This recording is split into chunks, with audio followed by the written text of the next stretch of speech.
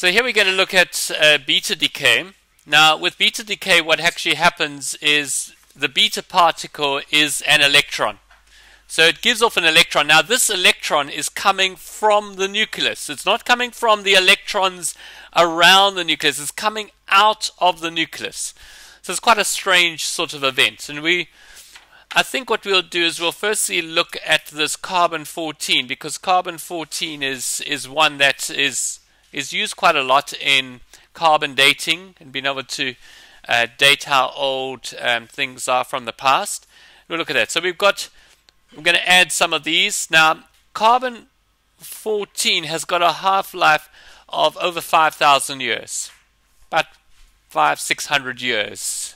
About 600 years its half-life. So in 6,000 years. In 6,000 years, half of all the carbon-14 atoms that were there at that time will have decayed. So let's just have a look. We're just going to add some of them. Again, the same process. This time now it's been speeded up. Last time it was slowed down. Now we're doing 5,000, 6,000 years in a couple of seconds. Time-lapse photography. So we'd expect that over this period of time, when we get to there, just over there, we'd expect that basically half the number of carbon-14 atoms that were available at that time have converted into nitrogen-14. So it's carbon-14 into nitrogen. Now,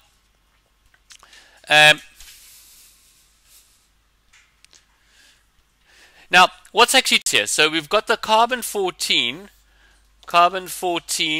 and it's going to nitrogen-14. So the atomic mass number is not changing.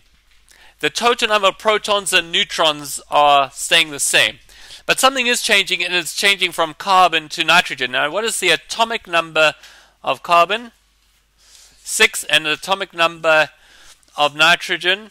7. So it seems to be that you're adding a proton. Alright, one extra proton is taking place, and that's what actually happens.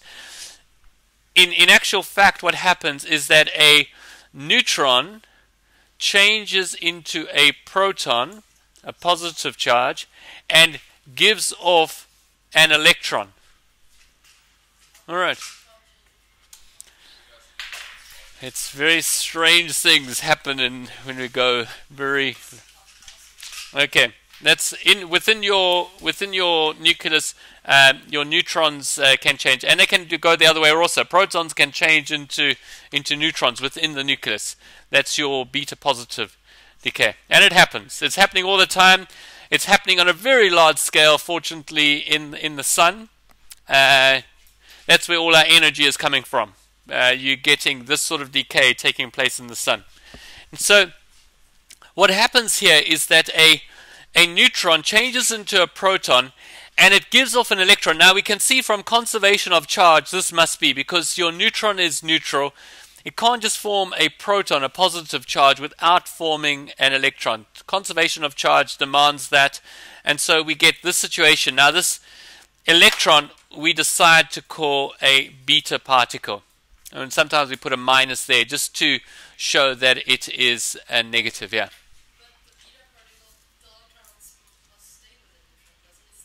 No, it gets shot out. No, it gets shot out. Because in the process of doing this, there is actually a release of energy. There's actually a mass loss. Yes. Yes, it will be +1.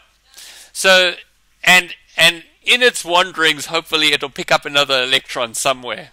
Alright, so this happens because there's all these electrons. It will come and grab one off, and that will grab one off. There's a whole big fight for electrons and so forth taking place as we speak.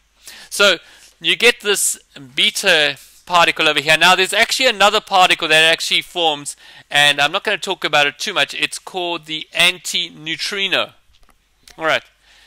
So it forms, in this process over here, this is your beta particle, this is your electron, and this one over here is your antineutrino.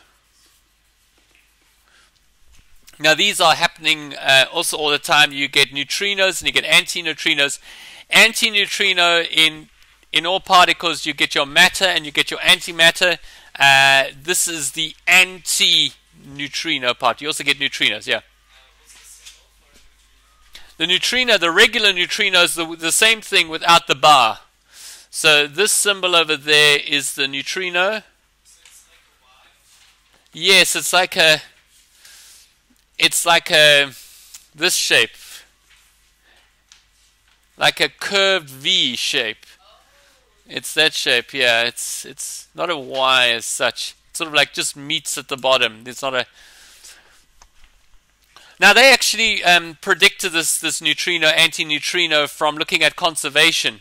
It turns out that when you're looking at alpha decay, with alpha decay, it is quantized. In other words, very specific energies can come out. So this come out in specific energies. And also when they looked at gamma decay, also very specific energies. But with beta decay, it came out with any energy. It was like random, anyone. So they reckon, well, there must be some other particle that's taking away the rest of the energy. So they predicted the neutrino. And then they had to find it. Then the search was on to find this thing. But it's very elusive. These neutrinos are going through us, billions of them are going through us right at this moment, not interacting at all. Well, we're very pleased about that also. They were reacting with us, we would have a bit of a problem. But they're going through us, right, billions of these things going right through us, going right through the Earth and just continuing onwards. They discovered these neutrinos, I think, firstly in Japan. There's on the website, I've got a link for a thing on the neutrino, if you want to look. There's a minute physics little lecture on that. It's quite a good one. So, what basically happens with this is that a neutron changes into a proton. This stays in the nucleus. All right, this stays in the nucleus. All right, so the atomic number jumps from 6 to 7. There's an increase. All right, there's a +1 increase there. The number of nucleons stays the same because the number of nucleons is the number of protons plus the number of neutrons, and you just got one less neutron but one more proton, so that stays the same. It gives off a beta particle and it gives off a gamma particle. Not a gamma, sorry, your neutrino. Gamma particle is coming next. Sorry. All right. It's a particle. It's basically an energy particle. It's a particle that possesses energy. It takes off some of the energy. Now this nitrogen here, this nitrogen is stable. It's a stable nucleus. It remains, we're breathing it in all the time. Breathing in nitrogen. 80% of the air around us that we're breathing in is this nitrogen 14. Very stable, not interacting at all. We're breathing it in, breathing it out. It's not interacting with us. So very stable, doesn't want to change. Very nice. It goes around as a diatomic molecule, as you know, it goes around as N2. It's already found its found stability there, and it doesn't react. The only time that it causes problems when you go deep sea diving and you come up too fast, and then the nitrogen forms when you have that, forms little bubbles, and those go into your joints, and you get what they call the bends. And it's difficult to move and so forth. That's the only time when we have a specific problem. This carbon 14, I just want to explain. About this carbon 14, how it works with predicting or seeing how old something is. You see, at the moment, we are eating food that contains carbon. Now, some of that carbon, a small percentage of that carbon is carbon 14. And our body likes carbon 14 just the same as it likes carbon 12. Works with it the same way, no problem. Forms cells with it, makes everything the same. So in us, we've got a certain amount of carbon 14, and it's changing all the time. Now it's changing fast enough that it's not really decaying. I mean, this is a long time decay. So we're keeping roughly the same amount of carbon 14, carbon 12 percentage in us. As we eat food, we breathe in oxygen. Forms the oxygen and the carbon. They combine to form carbon dioxide, give us energy, but also some of that carbon is used to mix up with other things to form cells and so forth. But when we die, we no longer eat anymore. All right, that process stops. All right, unfortunately. All right, so no more eating. We therefore are stuck with a carbon-14, carbon-12 ratio at the point of death. That's it. Now, that process, the process of changing of the carbon to the nitrogen, so they dig you up 15,000 years from now. We're going to find, searching through this place, Prague. This used to be Prague. It's a desolate waste now. Alright, maybe some from another planet coming here to visit the old place again. I don't know. 15,000 years from now, long time. So they dig you up and they do samples on you, and they look at your ratio now, and they see that the ratio has decreased. It is now you're at 25%, or no, it'll be 12.5%. All right, of regular. They say, okay, this must have been 15,000 years ago. You see. So that's how the whole carbon dating.